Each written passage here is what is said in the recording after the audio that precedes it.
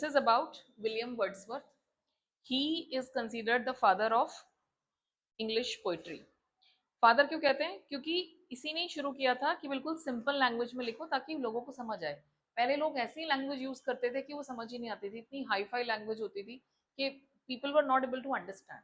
लेकिन Wordsworth started a new trend कि जिसमें आप सिंपल लैंग्वेज यूज करके भी फिलोसॉफिकल थॉट्स को समझा रहे हो। ये उसी तरह की पोम है, आपको लगेगा इतना सिंपल सा लिखा हुआ है, बहुत सिंपल लाइन है, एक एक लाइन समझ आ रही है, लेकिन उसका जो मीनिंग है वो बहुत ज्यादा डीप है। तो आपको वो डीप फिलोसॉफिकल मीनिंग यहाँ पे समझना है और उसी के हिसाब से आपको आगे बढ़ना है। Got it? तो सबसे पहले क्या है यहाँ पे कि I a slumber did my spirit seal, I had no human fears, she seemed a thing that could not feel the touch of earthly years. अब ये स्लम्बर क्या है? यहाँ पे स्लम्बर होती है डीप स्लीप। एक्चुअल मीनिंग क्या होता है स्लम्बर का? Deep sleep. लेकिन ये जो स्लम्बर है ये क्या सिंबलाइज करती है, क्या सिग्निफाइज करती है? कि हम एक डिल्यूजन में जी रहे हैं। हम सब क्या कर रहे हैं? We are living in a delusion. Delusion किसे कहते हैं? एक कॉन्सेप्ट जो हमने खुद प्रिपेयर किया है।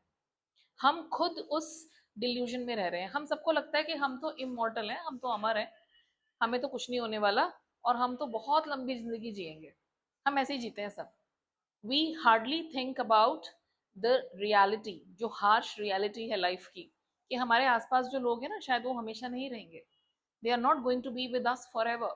वैल्यू है हमें रिलेशनशिप्स की, हमारे आसपास जो लोग हैं, हमारे पेरेंट्स, हमारे भाई बहन, they are not going to be forever. और सबसे इंपॉर्टेंट चीज, हम ही नहीं रहेंगे एक टाइम बाद। कुछ नहीं पता कि when we die, you never know. So ये एक डिल्यूजन है जो शायद पोइट के पास भी था। A slumber did my spirit seal. तो ये जो स्लम्बर है ये कौन सा स्लम्बर है? वो नींद, कि मैं हमेशा उस डिल्यूजन में था कि I had no human fears. Fear क्यों नहीं थे उसको?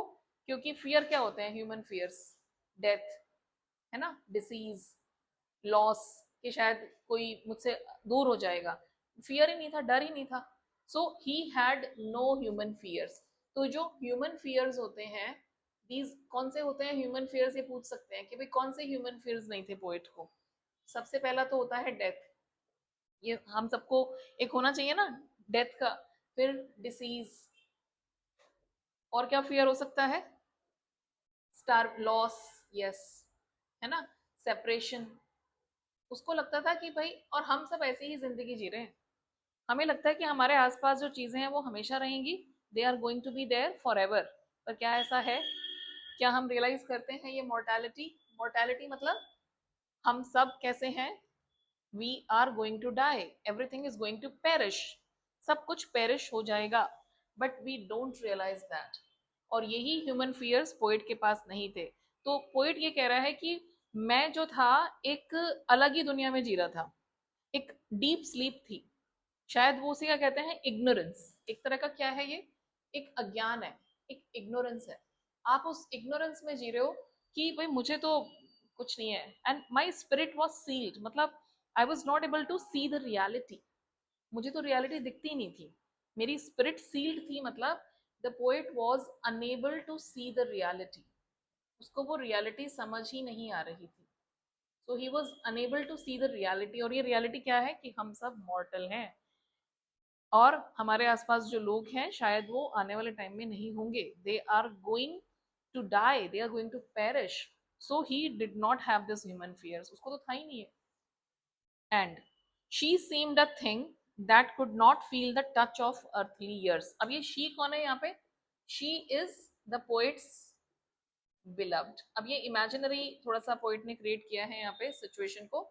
सो द पोएट्स बिलव्ड ल्यूसी, ये लूसी पोम्स का ही पार्ट है, तो आप यहाँ पे ल्यूसी वर्ड भी यूज कर सकते हो। So the poet's imaginary fictitious girlfriend, so that is Lucy. So she seemed a thing, poet को क्या लगता था? कि she could not feel the touch of earthly years. Now this word is very important, phrase is very important, the touch of earthly years.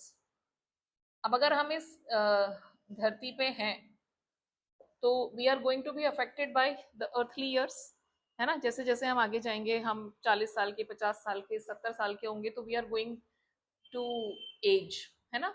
तो ये जो as है ये तो बढ़ेगी, it will increase and we will go older and older like that. लेकिन उसे क्या लगता था कि मेरी जो बिलव्ड है उसको तो ये सब चीजें अफेक्ट ही नहीं करेंगी, वो तो हमेशा ऐसे ही खूबसूरत ब्यूटीफुल 18 साल की 16 साल की लड़की जैसी रहेगी। क्या ऐसा होगा? नहीं, but this was the illusion that the poet had in his mind. So क्या लगता था उसको? शी सीम्ड, देखो आधी जो पोम है ना वो पास्ट में है, ध्यान से देखना। सो शी सीम्ड अ थिंग, तो अपने आप को भी वो सोच रहा था कि भाई ये सब चीजें तो मुझे अफेक्ट ही नहीं करेंगी, वो एक डिल्यूजन में जी रहा था। और उसको लगता था कि जो ये ल्यूसी है इसे भी ये अर्थली अर्थ से टच ही नहीं करेंगे, ना तो ये कभी बूढ़ी होगी, she will always remain you know young and beautiful like that. But ऐसा होता है? Does it happen? No. But क्या हम रियलाइज करते हैं ये चीज कि एक दिन हमें भी बूढ़ा होना है, हमें भी मरना है? नहीं, ये तो हम सोचते ही नहीं है। हमने एक अलग ही दुनिया बना रखी है और उसी में हम कहते हैं कि हम ही बस वी आर द बेस्ट, हम ही महान है। So this is the thing. एक और ये रियलिटी जो उसने क्रिएट करी थी अपने माइंड में, जो रियलिटी थी नहीं, ये कब हिली, कब वो नींद से जागा? when Lucy was not there, death of Lucy। Got it? So ये जो फोर लाइंस हैं, they are telling us the deep philosophy of life।